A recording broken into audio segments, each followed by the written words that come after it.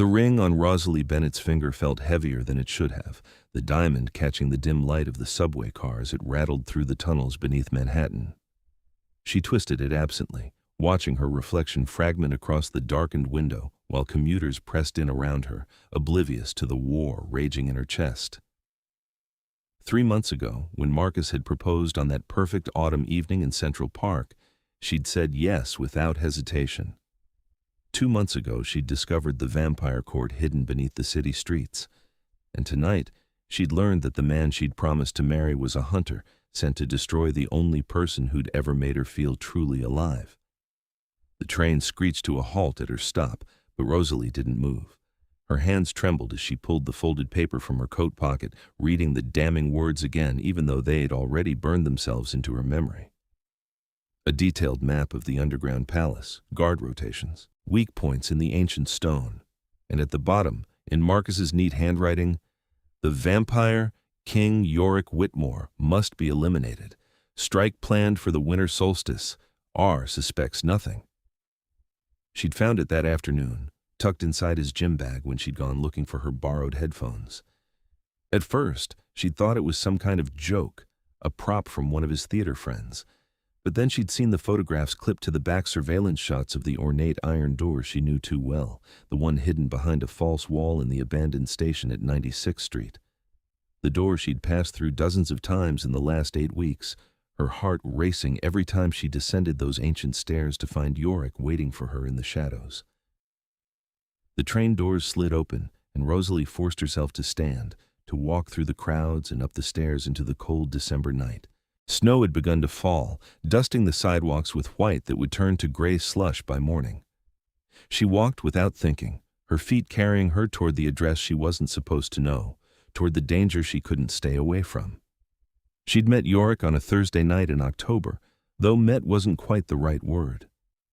She'd been cornered in an alley off Bleecker Street by 3 men who'd followed her from the bar where she worked, their intentions clear in their leering grins and grasping hands. She'd screamed, fought, tried to run, and then suddenly they were gone, scattered like leaves before a storm, and she was staring up at a man who couldn't possibly be real. He'd stood in the mouth of the alley like something out of a Gothic painting, tall and impossibly elegant in a black coat that swept nearly to the ground. His hair was pure white, falling past his shoulders in a cascade that seemed to catch and hold what little light filtered into the darkness. But it was his face that had stolen her breath, sharp cheekbones and a strong jaw, skin so pale it seemed to glow, and eyes that burned like molten silver in the shadows, beautiful and terrifying in equal measure. "You're safe now," he'd said, his voice rich and textured like aged wine. "They won't trouble you again." She should have run, should have thanked him and fled back to the safety of crowds and light. Instead, she'd asked, "What are you?" The corner of his mouth had lifted, not quite a smile. "Dangerous. You should go home, Rosalie Bennett." The fact that he knew her name should have terrified her. Instead, she'd stepped closer. "How do you know who I am?" "I make it my business to know what happens in my city." He'd turned then, his coat swirling around him. "Go home. Forget this happened." But she couldn't forget. She'd returned to that alley the next night, and the night after that, until finally he'd appeared again. Exasperation, and something else, curiosity, perhaps flickering across his perfect features. "You're persistent," he'd observed. "You saved my life. I want to know why." Because even monsters have codes. He'd studied her for a long moment, and she'd felt the weight of his gaze like a physical thing. "You should fear me." "I should probably fear a lot of things. Doesn't mean I do." She'd crossed her arms, refusing to be intimidated even though everything about him screamed predator. "Are you going to tell me what you are, or do I have to keep guessing?" That had made him laugh, a sound like dark honey. "You wouldn't believe me if I told you. Try me." And so he had. Right there in that alley, with snow beginning to fall and the sounds of the city muffled around them, Yorick Whitmore had told her the truth. He was a vampire, one of the oldest in existence, and the king of a hidden court that had existed beneath Manhattan for over 300 years. His people lived in the forgotten spaces of the city, in tunnels and chambers built before humans had dreamed of skyscrapers, ruling over themselves with laws older than nations. She should have called him crazy, should have backed away slowly and blocked his number, except She didn't have his number, and she hadn't given him hers, and yet somehow he knew exactly who she was. Instead, she'd said, "Prove it." He had, not with fangs or violence, but by taking her hand in his cold, so cold like marble in winter, and leading her through the streets to that abandoned station. Down the stairs that weren't on any map, through the iron door that looked rusted shut but swung open at his touch, into a world that existed in the spaces between the modern city's bones. The vampire court was nothing like the dingy tunnels she'd expected.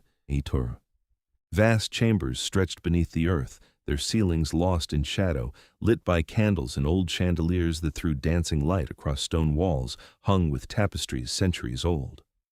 Vampires moved through the halls like pale ghosts, all of them beautiful and terrible, their eyes tracking her with predatory interest until Yorick's presence made them look away.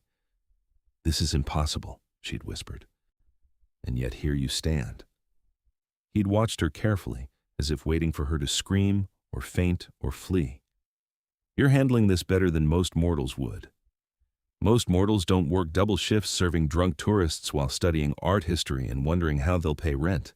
Reality's already pretty surreal."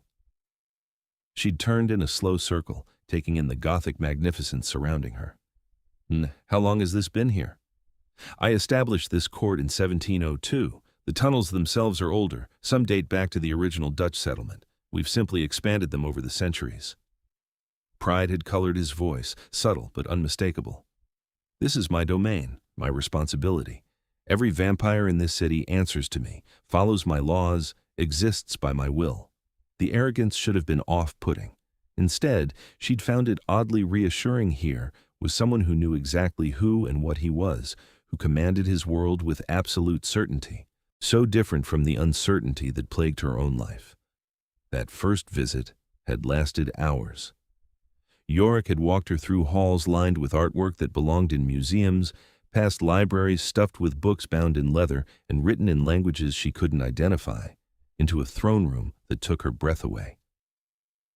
A massive chair carved from a single piece of black stone sat on a raised platform, and when Yorick had settled into it, every inch the immortal king, she'd understood the weight he carried. He wasn't just a vampire.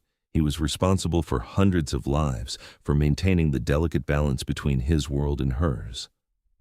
"Why are you showing me all this?" she had asked. "Because you asked," he'd replied simply, "and because you're not afraid. That's rare."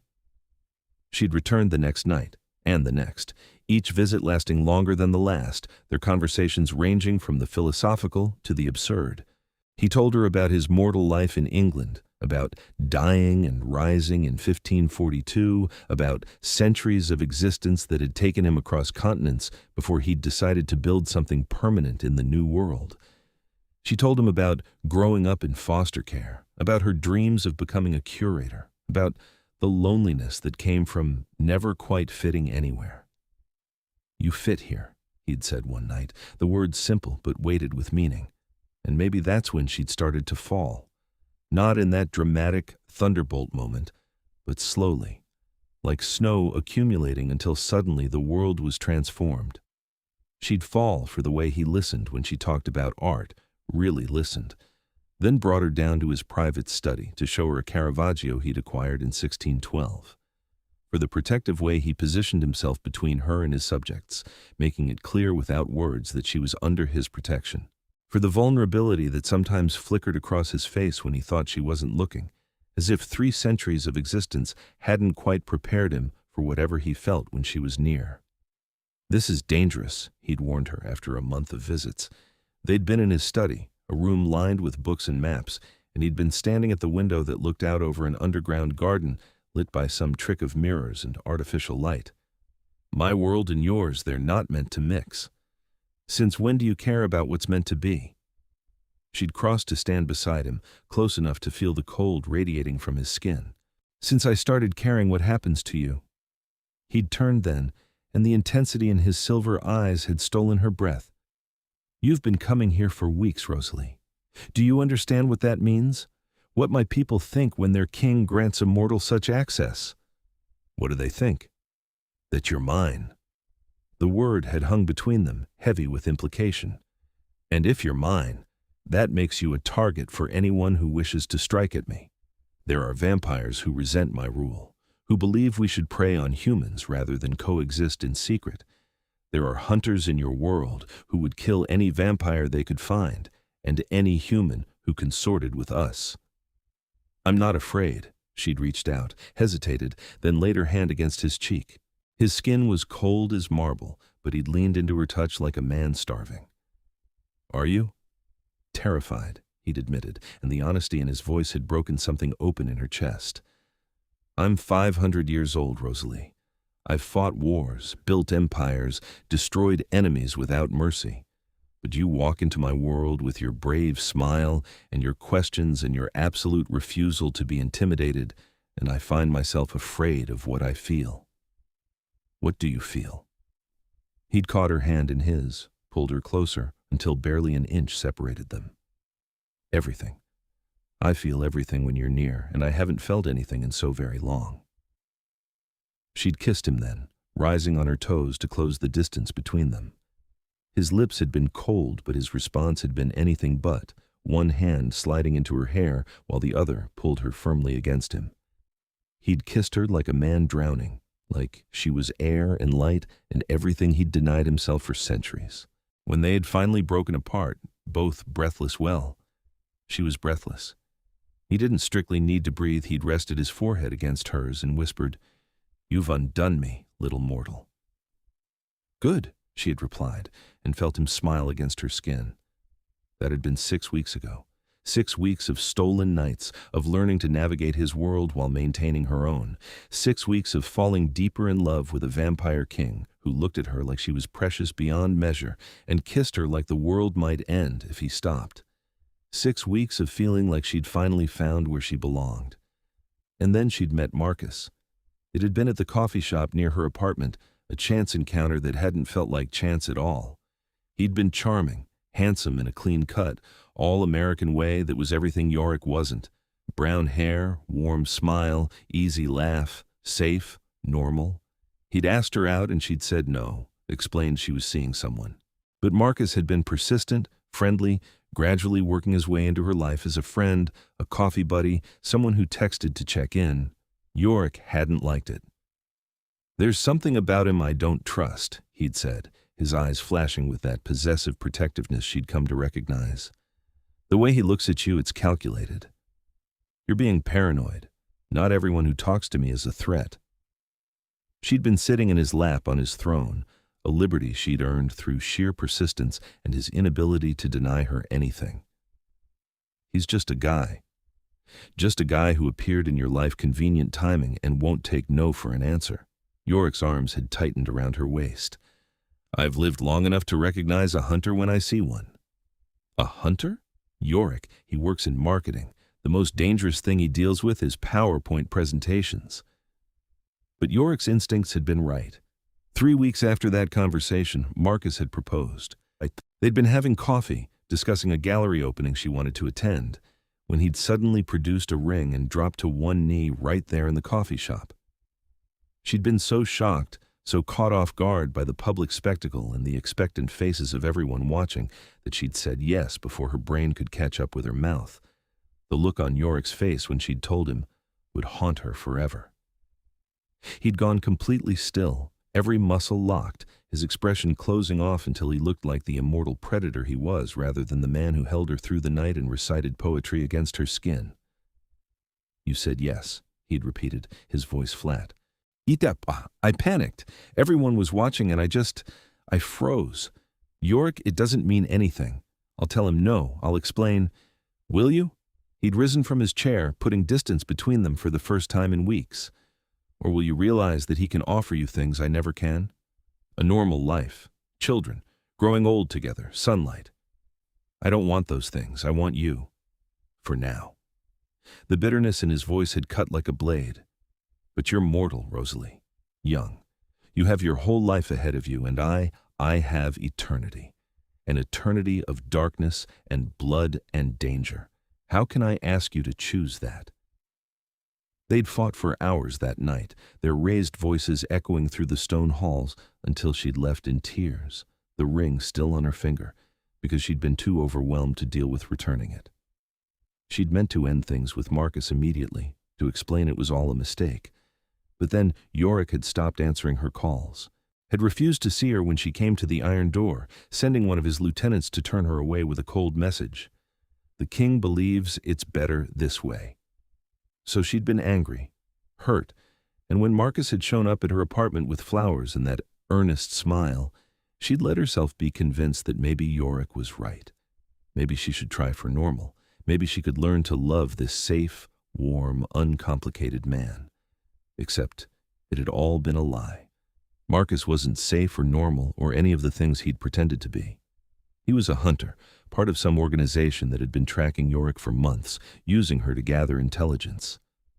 Every time she'd mentioned anything about the vampire court, every casual comment about where Yorick might be or what he was dealing with, Marcus had been filing it away, building his case, planning his attack.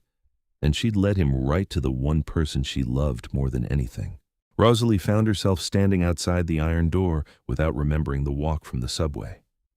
Snow fell harder now, muffling the city sounds above. She pressed her palm against the cold metal, felt the subtle vibration of life beyond, or unlife, technically, though she'd long since stopped thinking of Yorick and his people as anything but alive in all the ways that mattered. The door swung open. One of Yorick's guards stood on the other side, a tall vampire named Severin with ice-blue eyes and a perpetual scowl. "Miss Bennett, the king has requested we turn you away." "I know. I need to see him anyway. It's important." He was quite clear. "Severin, please." She met his gaze steadily. "I have information about a threat to the court, to Yorick. If you don't let me in, and something happens to him because of it, will you be able to live with that?" Something flickered across his pale face. After a long moment, he stepped aside. "He's in the throne room, but if he orders me to remove you, I will." "Understood." The walk through the tunnels felt longer than usual, each step weighted with dread and urgency. She passed vampires who watched her with curious eyes, no doubt wondering why the king's pet mortal had been absent for the past 3 weeks. Let them wonder. All that mattered was warning Yorick, making him understand the danger he was in. The throne room doors were open, and she could see him before she entered. He sat on his black throne, listening to 2 vampires argue about territory disputes in Brooklyn. He looked exactly as he had the first night she'd seen him, impossibly beautiful, radiating power and command, every inch the immortal king. But she knew him well enough now to see the tension in his shoulders, the tightness around his mouth. He was unhappy, and knowing she was part of that unhappiness made her chest ache. His eyes locked on her the moment she crossed the threshold. The arguing vampires fell silent, glancing between their king and the mortal intruder. Yorick's expression remained carefully neutral, but she saw his hands tighten on the arms of his throne. "Leave us," he said, his voice cutting through the silence like a blade. The vampires exchanged glances but obeyed, filing out quickly. Severin closed the doors behind them, leaving Rosalie alone with the man she'd been desperate to see for weeks. "You shouldn't be here," Yorick said without preamble. "I thought I made that clear." "You did. I'm ignoring you." She crossed the room, not stopping until she stood at the base of the platform, looking up at him. "We need to talk." "There's nothing to discuss. You've made your choice. You're engaged to be married to a mortal man, and I've accepted that." But his eyes betrayed him, tracking over her face like a man memorizing something precious he was about to lose. "I made a mistake." She held up her left hand, showing him the ring. "I never wanted this. I wanted you, but you pushed me away and then refused to see me, and I was hurt and stupid, and none of that matters now. Marcus isn't who I thought he was."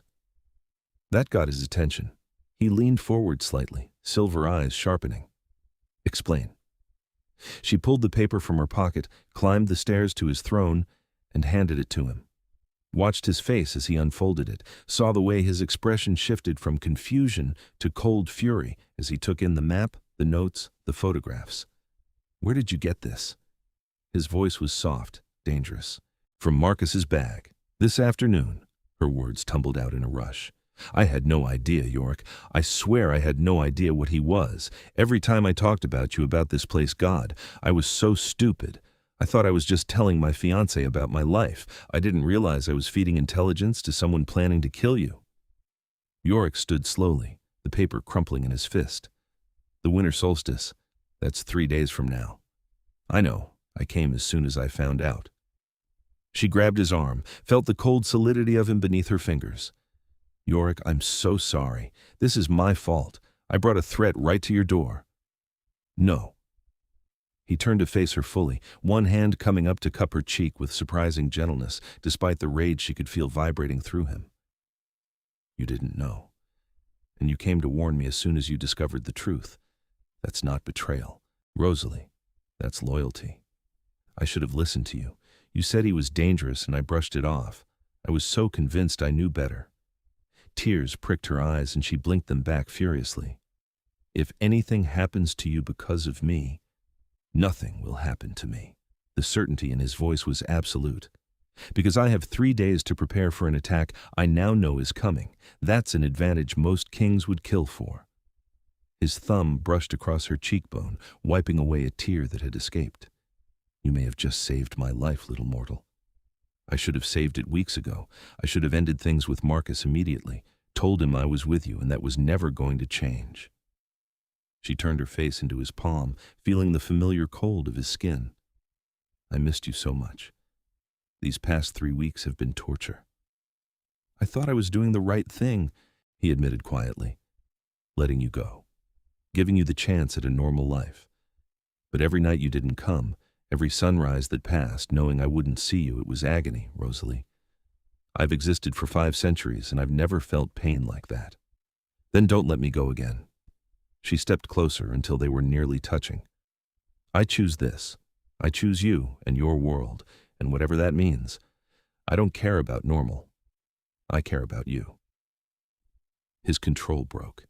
He pulled her against him, one hand in her hair and the other around her waist, holding her like she might disappear if he loosened his grip. You're mine, he said against her hair, fierce and possessive. You've been mine since the moment you refused to run from me in that alley, and I'm yours, completely and irrevocably yours. Then we'll deal with Marcus together, she said, her voice muffled against his chest. She felt him tense. Rosalie, dealing with Marcus means... I know what it means. She pulled back to look at him. He's a hunter planning to kill you and destroy your court. I understand what has to happen. Can you live with that? Knowing I killed the man you were engaged to? I can live with protecting the person I love. She reached up to touch his face, running her fingers through his long white hair. Marcus lied to me from the moment we met. He used me. Everything between us was manipulation. I don't owe him anything. Yorick studied her for a long moment, searching her face for doubt or hesitation. Whatever he saw there must have satisfied him, because he nodded slowly. Then we prepare. If hunters are planning an assault, they won't be working alone. I need to know how many, what weapons they're bringing, what they know about my people's weaknesses. How do we find that out? A cold smile curved his lips, dangerous and beautiful. You're going to help me spring a trap. Over the next 3 days, Rosalie became a spy in reverse.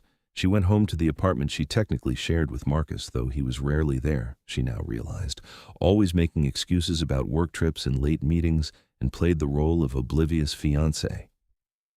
She asked about wedding venues and honeymoon destinations while searching for more information, carefully rifling through his things while he was in the shower, using his laptop while he slept. She found everything. Files on vampire physiology, histories of attacks dating back decades, a network of hunters spread across the country. Marcus wasn't just some lone vigilante, he was part of an organized group called the Crimson Order, dedicated to wiping out vampire courts in major cities. New York was their biggest target, because Yorick's court was the largest and most established on the East Coast. Taking him down would be a statement, a message to vampires everywhere that humanity wouldn't tolerate their existence. The attack plan was detailed and brutal. 20 hunters would storm the court during the day when vampires were at their weakest. They'd use explosives to breach the iron door, then flood the tunnels with UV lights and silver weapons. The goal was total extermination, not just Yorick, but every vampire in the court. Rosalie photographed everything, her hands shaking with rage and fear. These weren't monsters they were planning to slaughter. They were people immortal and inhuman, yes, but people nonetheless. She'd met them, talked with them, learned their names. Severin, who loved books and sometimes forgot to be intimidating when they discussed literature. Lysandra, who'd been turned during the Renaissance and could describe the colors in Botticelli's paintings from memory. Casimir, who'd been a soldier in Napoleon's army and still moved with military precision. They didn't deserve to die for the crime of existing. She brought everything to Yorick each night, slipping away while Marcus was busy with his preparations. Together, they planned their countermove, laying traps of their own. Yorick called in favors from neighboring courts, reinforced the tunnels, positioned his strongest fighters at every entrance. He moved the more vulnerable members of his court, those too young or too old to fight, to secondary locations, safe houses he'd established decades ago for exactly this kind of emergency. "What about during the attack?" Rosalie asked on the second night, watching him mark positions on a map of the tunnels. "Where will you be?" "In the throne room. If they want a king, that's where they'll expect to find me." He glanced up, caught her expression. "I won't be alone. My best warriors will be with me, and will have the advantage of knowing exactly when and where they're coming." "I want to be there too." "Absolutely not." The words were hard, brooking no argument. "You'll be in the deep sanctuary with the others, somewhere safe." "Yorick?" "No." He stood, crossing to her in 2 strides. His hands gripped her shoulders, firm but gentle. "I won't risk you. I can't. You're mortal, Rosalie. Fragile. If something happened to you because of me, because you got caught in the crossfire of a war that isn't yours, it is my war." She covered his hands with hers. "They're using me to get to you. That makes it mine. And I'm not fragile. I'm a lot tougher than you give me credit for. I know how strong you are. That's not the point." His voice softened, and she saw fear flicker in his silver eyes. "I've lived 500 years, fought in countless battles, watched empires rise and fall. I've lost people I cared about, friends, allies, lovers. I've survived it all because I accepted that immortality means loss. But you losing you would break something in me that 5 centuries haven't touched. Please, Rosalie, please don't ask me to risk that." She understood then, truly understood, the weight of what he felt. This wasn't just protective dominance or possessive control. This was a creature who'd survived half a millennium, who'd hardened himself against the pain of existence, suddenly vulnerable in a way he'd never been before. She was his weakness, his soft spot, the one thing that could actually hurt him. "Okay," she said quietly. "I'll go to the sanctuary when it starts." Relief flooded his face. He pulled her into his arms, holding her close. "Thank you." But she hadn't said she'd stay there. The third day dawned cold and clear, the winter solstice arriving with brilliant sunshine that forced Yorick and his people deep into their light-proof chambers. Rosalie had called in sick to work, claiming a terrible flu. Marcus had left early that morning with a kiss on her forehead and a promise to be home for dinner. Lies. All lies. Because he'd be spending today trying to murder the person she loved. She left her apartment an hour after him, taking nothing but her phone and the keys Yorick had given her for the sanctuary entrance. The streets were busy with Christmas shoppers and tourists, everyone oblivious to the violence about to unfold beneath their feet. The sanctuary was in an older section of tunnels, far from the main court, accessible through a hidden entrance in the basement of a building Yorick owned. Rosalie found Severin waiting there, along with a dozen other vampires, the young, the weak, those who couldn't fight. They looked at her with a mixture of trust and fear, and she realized they saw her as Yorick's chosen, someone he'd explicitly told them to protect. "He said you'd come," Severin said, gesturing her inside. "The king asked me to guard you personally." "I appreciate that." She followed him into the sanctuary, a comfortable space fitted with modern amenities, electricity, running water, even Wi-Fi. Yorick had prepared for this. "Any word on when they'll strike?" "Within the hour. The king is in position." Severin's jaw tightened. "I hate being here. I should be fighting beside him." "He needs you here, protecting his people." She touched his arm lightly. "That's just as important." He nodded, but didn't look convinced. They settled in to wait, the tension thick enough to taste. Rosalie checked her phone obsessively, though she wasn't sure who she was hoping would contact her. Yorick had made her promise not to call him once the attack began. He needed to focus, couldn't be distracted worrying about her. 45 minutes passed. An hour. Rosalie's nerves were stretched to breaking when her phone finally buzzed with a text from a number she didn't recognize. "It's starting. 20 hostiles breaching main entrance. Y wants you to know he's fine. Stay safe. L. Lysandra. Yorick had someone updating her even in the middle of the battle. Despite everything, that made her smile. Even facing death, he was thinking of her peace of mind. The minutes crawled past. Rosalie paced the sanctuary, unable to sit still, imagining what was happening in the throne room. The hunters would be pouring in, expecting to catch vampires drowsing in daylight weakness. Instead, they'd find themselves facing coordinated resistance, fighters who knew every inch of the tunnels, traps, and ambushes around every corner. Her phone buzzed again. 8 hostiles down. No casualties our side. Y still fine. Then, 14 down. Some got through to throne room. Y engaged. And Marcus asking for you. Says he'll stand down if you come out. Y says no. Fight continues. Rosalie's blood ran cold. Marcus was using her as a bargaining chip, trying to manipulate her even now. The bastard probably thought she didn't know about his plan, that she'd come running to save him, putting herself in Yorick's crossfire. He was counting on her being the naive girlfriend, the useful pawn. She looked at Severin. I need to go to the throne room. Absolutely not. The king's orders were explicit. Marcus is trying to use me to distract Yorick. If Yorick's worried about me, if he thinks I might be in danger, that could get him killed. She grabbed her coat. I need to end this. I need Marcus to see that I know what he is and that I'm not going to help him. Miss Bennett. Severin, you know I'm right. Yorick can't focus if he's worried. But if I'm there, if Marcus sees I'm choosing Yorick, he'll realize he's lost his leverage. The fight ends faster, with less risk. She could see him calculating, weighing the king's orders against the logic of her argument. Finally, he cursed in a language she didn't recognize and grabbed his sword. Fine, but I'm coming with you, and if the king kills me for this, I'm haunting you. They left the sanctuary at a run. The tunnels were chaos, overturned furniture, scorch marks on the walls, the acrid smell of gunpowder and silver, burning vampire flesh. Bodies lay scattered, all of them human. Whatever resistance the hunters had expected, they clearly hadn't gotten it. They reached the throne room to find the doors blown open, smoke still drifting through the air. Inside, the battle raged. Hunters in tactical gear fought desperately against vampires who moved like liquid death, too fast to track, impossibly strong. UV lamps blazed in corners, forcing the vampires to stay to the shadows, but even weakened by light in the daylight hours, they were winning. And in the center of it all stood Yorick. He fought like something out of a nightmare or a dream, depending on your perspective. His white hair flew wild around him, his coat discarded to reveal a simple black shirt already torn and blood-stained. He moved through the hunters like a storm, too fast to follow, a blade in each hand. His face was terrible in its beauty, cold fury and predatory grace combined. This was the vampire king in his element, 5 centuries of combat experience made manifest. Then, Rosalie saw Marcus. He stood near the throne, a silver gun raised, tracking Yorick's movements, waiting for a clear shot. Marcus! Her voice cut through the chaos. Everything seemed to freeze. Marcus's head whipped around, his eyes widening. Rosalie? What are you?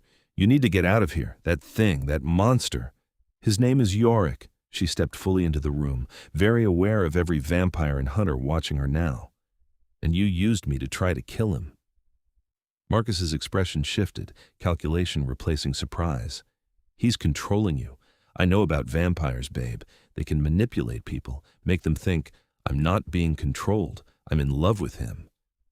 She pulled the ring off her finger, let it fall to the blood-slicked floor between them. I found your files, Marcus, the maps, the attack plans. I know what you are, what the Crimson Order is, and I know you've been lying to me from the moment we met. His face hardened, the charming mask finally dropping away. You're choosing a monster over your own kind? Over a future with me? I'm choosing honesty over lies, love over manipulation. She glanced at Yorick, who stood frozen, watching her with an expression of wonder and terror. And yes, I'm choosing him. Over you, over humanity, over everything. Marcus's grip tightened on his gun. Then you're a traitor, and traitors die with the monsters they protect. He swung the gun toward her. 3 things happened simultaneously. Severin lunged forward, sword raised. Yorick moved faster than should have been possible, crossing the distance in a blur. And Rosalie stood her ground, refusing to flinch, meeting Marcus's eyes with steady certainty. Yorick reached Marcus first. The gun went flying, silver bullets spraying wide. Marcus barely had time to scream before Yorick's hand closed around his throat, lifting him off the ground with inhuman strength. "You pointed a weapon at her," Yorick said, his voice deadly quiet. "You threatened the one person in this world I would burn empires for. Do you understand what that means?" Marcus choked, his face purpling. Around the room, the remaining hunters had frozen, their weapons trained on Yorick, but none of them daring to fire with their leader in his grasp. "Yorick," Rosalie stepped closer, carefully avoiding the pools of blood on the floor. "What happens now is your decision, but I need you to understand something first." He glanced at her, his eyes still blazing with fury. "What?" "Killing him won't solve anything. There are more hunters where he came from. The Crimson Order is bigger than just this cell." She pulled out her phone, held up the files she'd photographed. "But we have all their information now. Names, locations, organizational structure, everything Marcus so helpfully kept on his laptop." Understanding dawned on Yorick's face. He looked from her to Marcus, who was still struggling weakly in his grip. "You want me to let him go?" "I want you to let him carry a message." She locked eyes with Marcus. "Tell your order that the New York court knows they exist now. Tell them we have their names, and if they come after us again, we'll destroy them systematically. Every hunter, every safe house, every operation.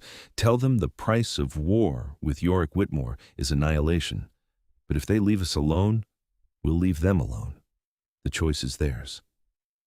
It was a gamble. Mercy could be seen as weakness, but slaughtering all these hunters would only bring more, and the cycle would never end.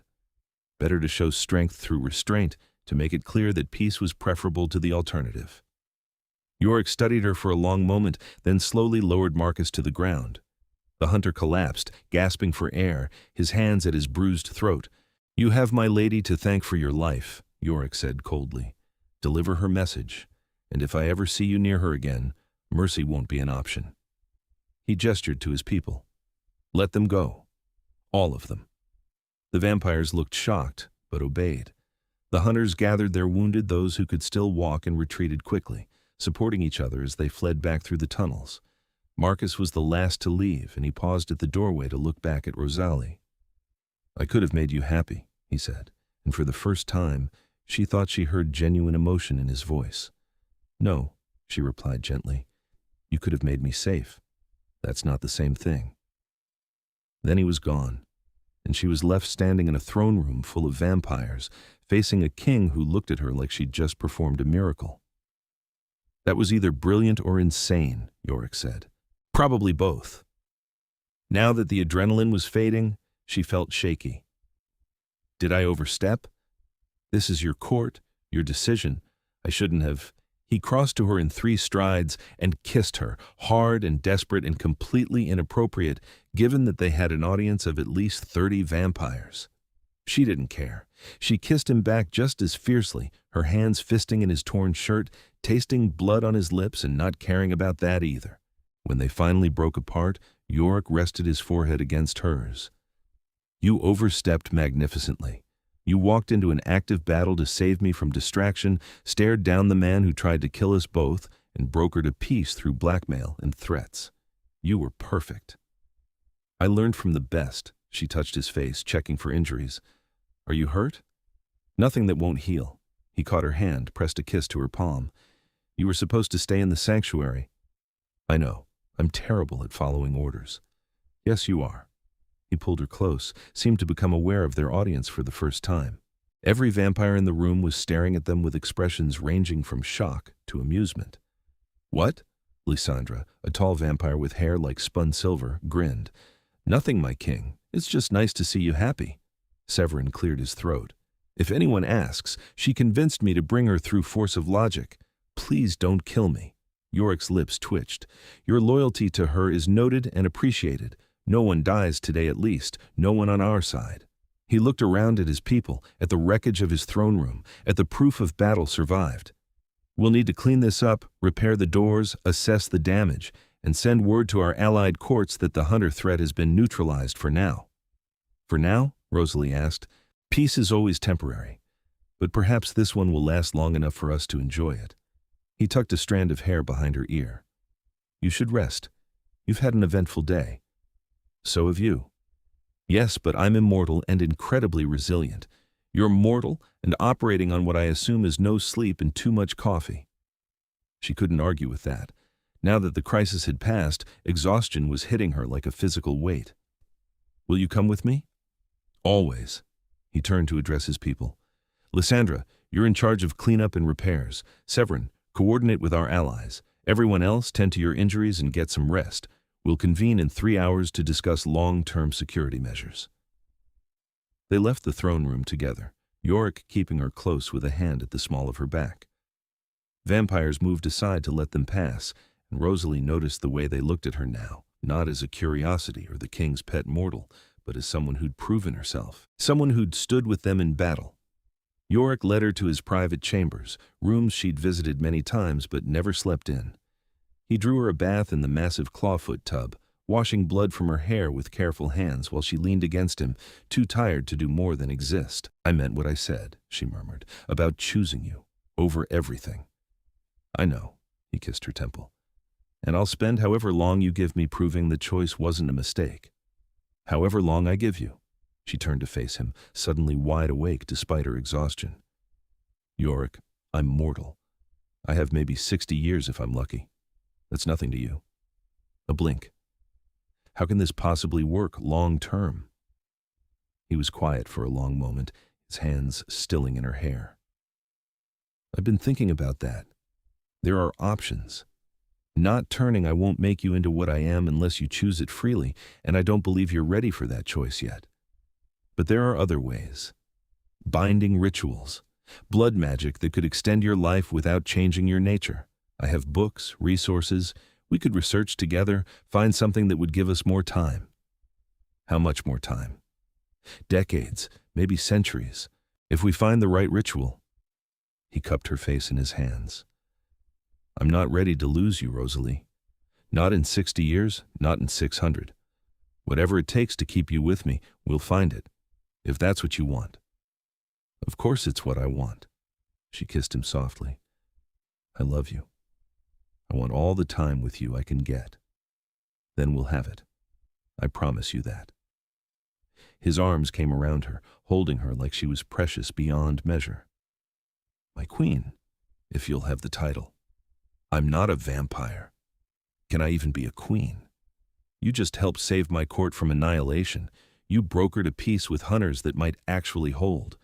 You've proven yourself cleverer and braver than most immortals I know.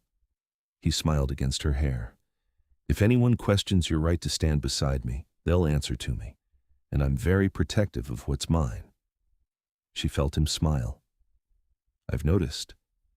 They stayed in the bath until the water grew cold, then retreated to his bed, a massive four-poster hung with dark curtains that blocked out light.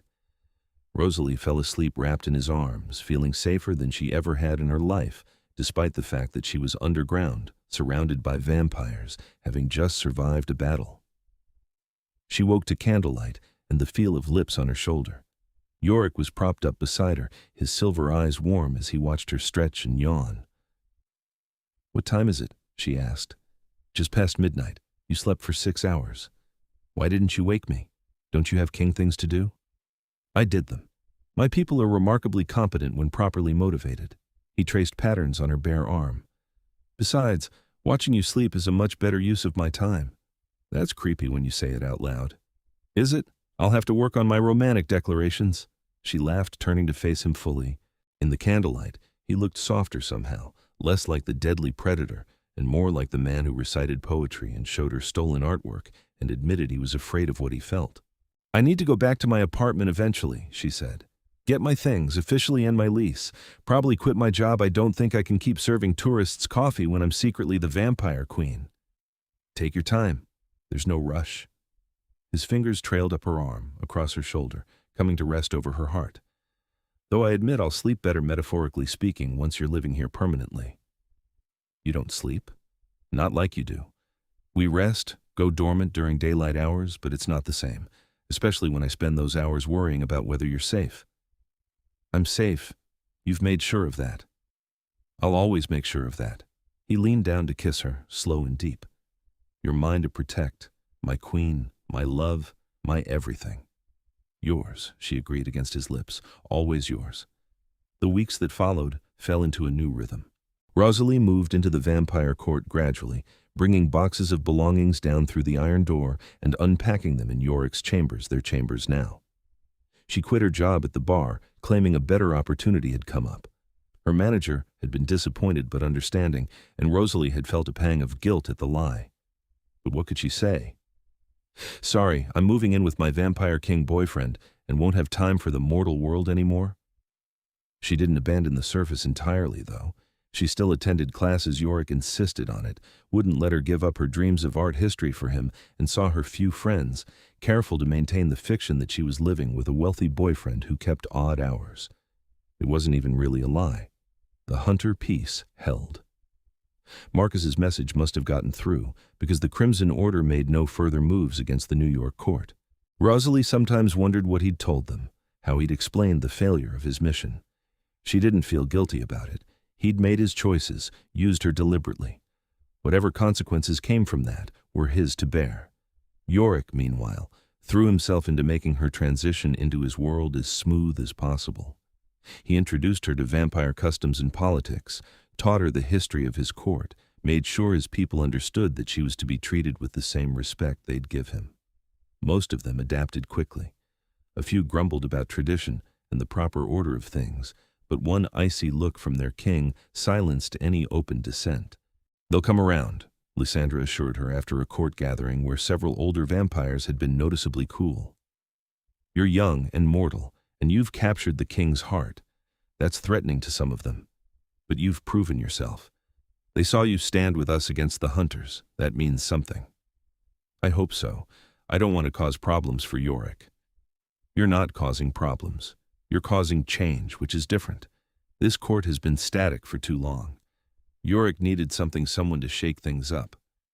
You're good for him. He smiles now. Do you know how rarely he smiled before you? Rosalie hadn't thought about it, but now that Lysandra mentioned it, she realized how different Yorick seemed from the cold, careful king she'd first met. He laughed more easily, touched her freely in front of his people, let his guard down in ways she suspected were unprecedented. She'd softened him somehow, made him more approachable even as he remained the powerful leader his court needed. 2 months after the battle, Yorick brought her to his private study and spread a collection of ancient books across his desk. I've been researching, he said without preamble. The rituals I mentioned. Ways to extend your life without turning you. Rosalie picked up the nearest book, squinting at text in a language she couldn't read. And? There are 3 viable options. The first is a binding ritual that would link your life force to mine. You'd age much more slowly, roughly 1 year for every decade. It's relatively simple and completely reversible if you ever wanted to break it. What's the catch? If something killed me, truly killed me, not just injured, you'd likely die as well. Our lives would be intertwined. He hesitated. I don't love that option. I won't make you vulnerable to my enemies. What's the second option? Blood magic. If you consumed my blood regularly, it would slow your aging and strengthen you physically. You'd be faster, stronger, harder to hurt. Without actually becoming a vampire, the effects would last as long as you continued the practice. That sounds better. What's the catch with that one? It's addictive, not in the chemical sense, but psychologically. You'd crave it, need it, and there's a small risk that over time it could change you in ways we can't predict. You'd remain mortal but altered. Rosalie set down the book, studying his face. You don't like that option either. I don't like any option that takes away your choice or changes you into something you're not. He pulled her into his lap, his arms coming around her waist. Which brings me to the third option. There's a ritual, very old, very complex, that would essentially pause your aging.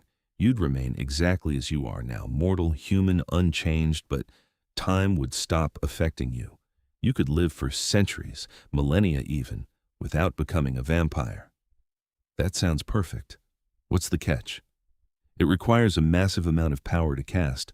power that has to be renewed every 50 years, and the renewal requires blood from someone who loves you willingly given, not just likes you, not just cares for you, truly loves you. His silver eyes held hers. I can provide that, but if something happened to me, if I died or we grew apart, the ritual would break and you'd age naturally again, all at once, decades or centuries catching up to you in moments. Rosalie absorbed that, turning it over in her mind. So my immortality would depend on you continuing to love me. Yes? Which is why I'm hesitant to suggest it. Love is complicated. Things change. People change. I don't want you to feel trapped with me because ending our relationship could kill you. She twisted to face him fully. Yorick, I'm going to be very clear about something. I love you. Not because you're immortal or powerful or a king, but because you're kind and protective and you look at me like I matter more than anything. That's not going to change. And even if by some impossible chance it did, even if centuries from now we somehow grew apart, I'd still want those centuries. I'd rather have 1,000 years with you and risk it ending than settle for 60 safe ones without you. His expression softened. You're certain? Completely. She kissed him softly. When can we do the ritual? It will take time to prepare, weeks, possibly months. The components are rare, and the spell must be cast during a specific alignment of... He stopped, seeing her smile. What? You're adorable when you go into research mode. I'm a 500-year-old vampire king. I am not adorable. You absolutely are. She kissed him again, longer this time, but also terrifying and sexy and mine. Always yours, he murmured against her lips. The ritual preparations consumed the next 3 months. Yorick worked tirelessly, gathering ingredients and consulting with the few vampires old enough to remember the ancient magic. Rosalie continued her studies, finished her semester with top grades, and gradually became a fixture of the vampire court. The initial wariness from some of the older vampires faded as they saw how she handled herself respectful of their customs, but never deferential, intelligent, and curious, clearly devoted to their king. She also started helping Yorick with court business. He'd initially resisted, insisting she didn't need to burden herself with politics and territory disputes, but she'd pointed out that if she was going to be his queen, she needed to understand how his world worked. Eventually, he'd conceded, and she found herself sitting beside his throne during hearings, offering her perspective on disputes, learning the intricate dance of vampire society. You're good at this, Lysandra commented one evening after a particularly contentious hearing about hunting territories in Queens. You have a way of seeing solutions others miss. I think it's because I'm an outsider. I don't have centuries of precedent clouding my judgment. Rosalie accepted the glass of wine Lysandra offered. The vampires didn't drink it, but they kept it on hand for her. Though I wish they'd stop testing Yorick by bringing him obviously petty complaints. That last one about the subway rats was ridiculous. They're testing you, not him, seeing if the mortal queen will give bad advice, if the king will choose you over tradition. Lysandra smiled. You're passing, in case you were wondering. Spring arrived, bringing warm rains and the smell of growing things even into the underground. Yorick announced the ritual would be performed on the vernal equinox, a time when the veil between life and death was thinnest. The entire court would attend, bearing witness to the magic that would bind their king's love to his mortal queen's extended life. The night before the ritual, Rosalie couldn't sleep. She stood in the underground garden, surrounded by plants that grew under artificial light and careful tending, watching water trickle through a fountain that had been built before the American Revolution. Second thoughts? Yorick's voice came from behind her. She turned to find him leaning against a pillar, dressed simply in dark pants and a white shirt, his long hair loose around his shoulders. Beautiful as always, but relaxed, open in a way he was only with her. No second thoughts, just processing, I guess. She crossed to him, let him pull her into his arms. Tomorrow I stop being fully human. I become something in between, something new. Does that frighten you? A little, but it also feels right. She looked up at him. I've never fit anywhere, Yorick. Not in any foster home, not with friends my own age, not in the normal world. But here, with you, with your people, I fit. Tomorrow just makes it official. You could still change your mind. We don't have to do this. Yes, we do, because I want centuries with you, not decades. She touched his face, felt the familiar coldness of his skin. I love you. That's not changing, ritual or not. I love you too. He kissed her forehead, her cheeks, her lips. My brave, stubborn, wonderful queen. They made love that night with unusual tenderness, as if marking the end of one phase of their relationship and the beginning of another. Afterward, Rosalie fell asleep in his arms, feeling peaceful and certain about the choice she was making. The ritual took place in the deepest chamber of the court, a room carved from living rock and covered in symbols so old even Yorick wasn't certain of their origin. The entire court had gathered, vampires standing in a circle around the ritual space, candles providing the only light. Rosalie stood in the center, wearing a simple white dress Lysandra had helped her choose. Yorick faced her, magnificent in formal black, embroidered with silver thread, every inch the immortal king.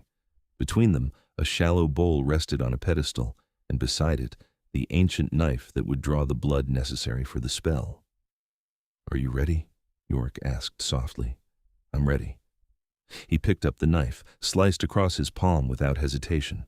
Blood welled up, impossibly dark, and dripped into the bowl. Then, he handed the knife to Rosalie. She took it, met his eyes, and cut her own palm. Her blood joined his in the bowl, red mixing with near black, mortal and immortal combining. The mixture began to glow with a soft golden light. Yorick began to chant in a language that predated English, his voice resonating through the chamber. The light in the bowl grew brighter, spreading to encompass both of them. Rosalie felt warmth flood through her body, not painful but intense, like being filled with sunlight from within. The chanting reached a crescendo. Yorick pressed his bleeding palm to hers, their fingers interlocking, blood and magic flowing between them. By blood and love, by choice and will, I bind your time to mine, he said, the words formal, but his voice full of emotion. May you walk beside me through the centuries, unchanged and cherished, for as long as love endures. The light flared blindingly bright, then faded all at once. Rosalie gasped, feeling something settle into place inside her, like a key turning in a lock. She looked down at their joined hands, watched as the cuts healed before her eyes, leaving only faint scars. "How do you feel?" Yorick asked. She considered the question. She felt the same, mostly. But there was something different, something subtle. A sense of connection to Yorick that went beyond emotional, as if she could feel his presence at the edge of her consciousness. And time itself felt different somehow, less urgent, as if she'd stepped out of its normal flow. "Immortal," she said wonderingly. "I feel immortal." The court erupted in applause, vampires showing their approval in their own way by acknowledging that their king had chosen well and that his queen would stand beside him for ages to come. The celebration lasted all night. Vampires who'd been cool to Rosalie before approached to congratulate her, to acknowledge her officially as their queen. Wine flowed freely for her benefit, since the vampires stuck to blood and music played, ancient instruments creating melodies that predated modern music by centuries. Lysandra pulled her aside at one point, pressing a goblet into her hands. "To immortality, or near enough." "To immortality," Rosalie echoed, drinking deeply. "Thank you, by the way, for welcoming me. I know not everyone was thrilled about Yorick choosing a mortal." "You're not mortal anymore. Not really." Lysandra smiled. "And you make him happy. That's worth more than tradition or propriety. Our king has carried the weight of this court alone for 3 centuries. He deserves someone to share it with." Rosalie looked across the chamber to where Yorick stood surrounded by his advisors, discussing something serious despite the celebratory atmosphere. As if feeling her gaze, he looked up, his eyes finding hers across the crowd. He smiled, genuine and warm, and excused himself to cross to her.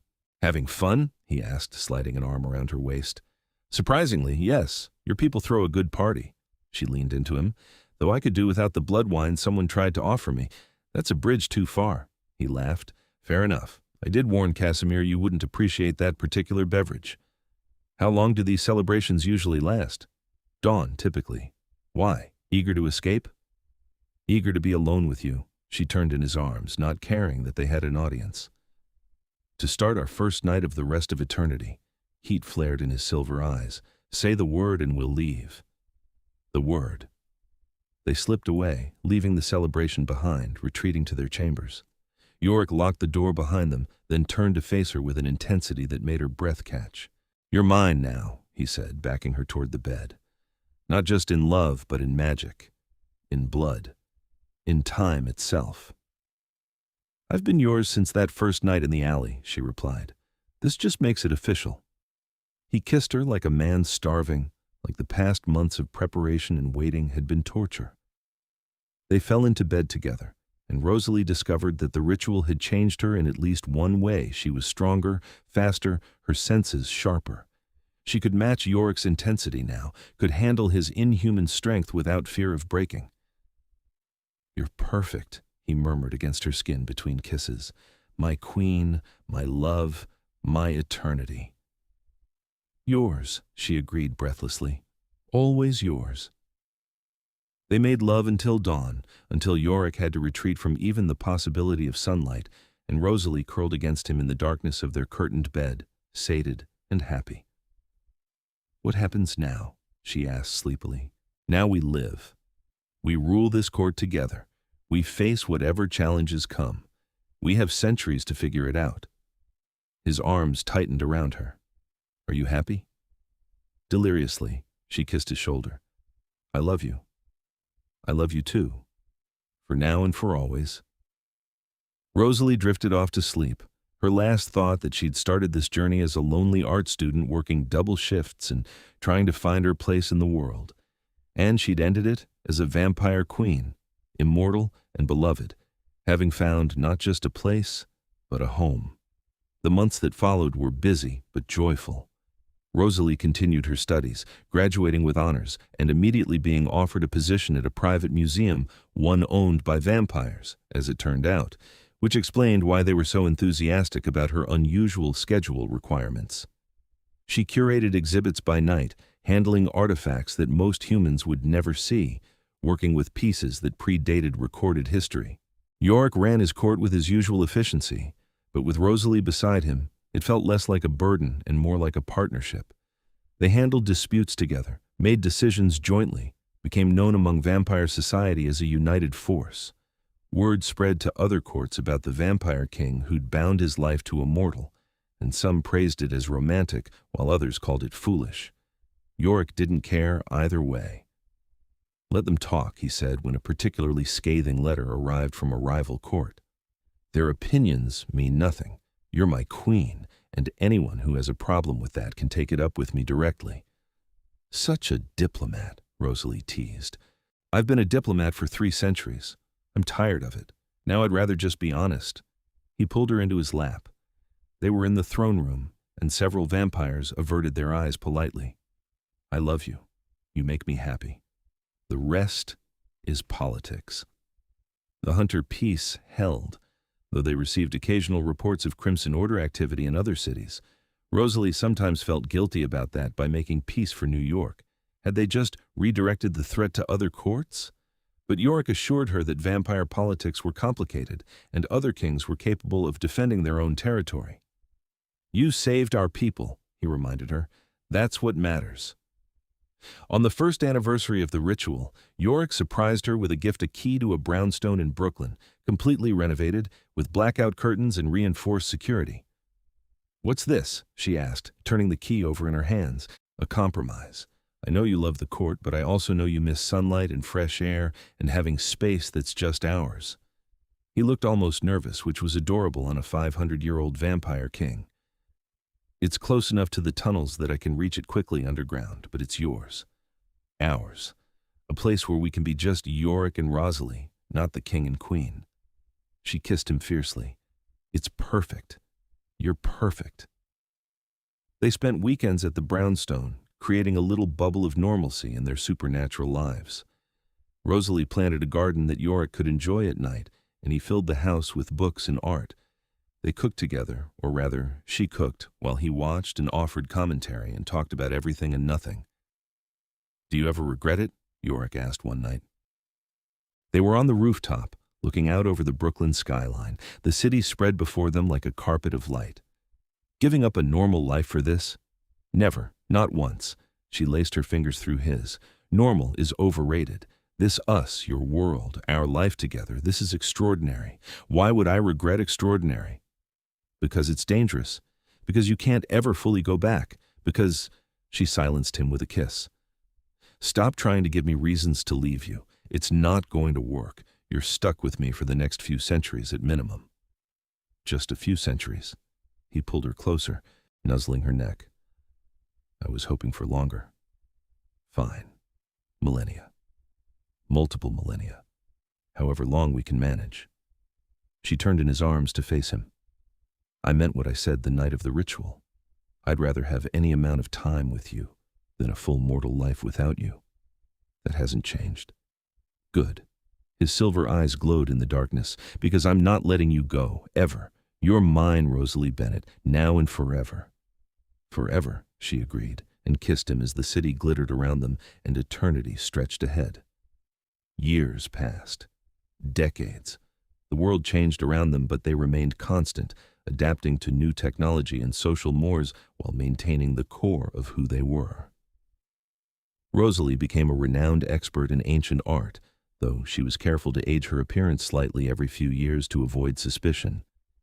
Yorick's court flourished, his rule unchallenged, his relationship with his queen becoming the stuff of legend among vampire society. They traveled when they could, Yorick showing her places he'd lived across the centuries, Rosalie dragging him to museums and galleries and historical sites. They were careful, always, maintaining the masquerade that protected vampire society from human awareness, but within those constraints, they built a life rich with experience and love.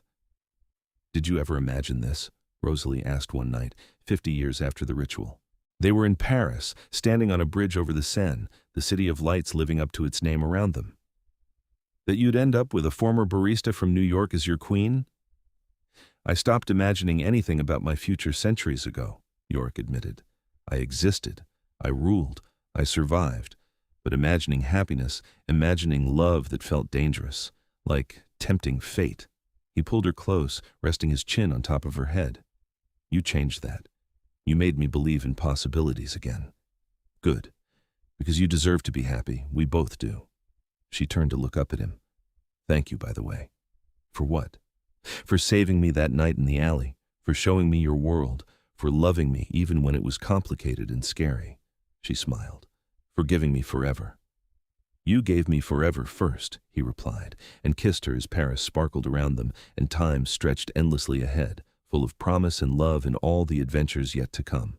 They returned to New York. Eventually it was home, after all, where their court waited and their responsibilities lay.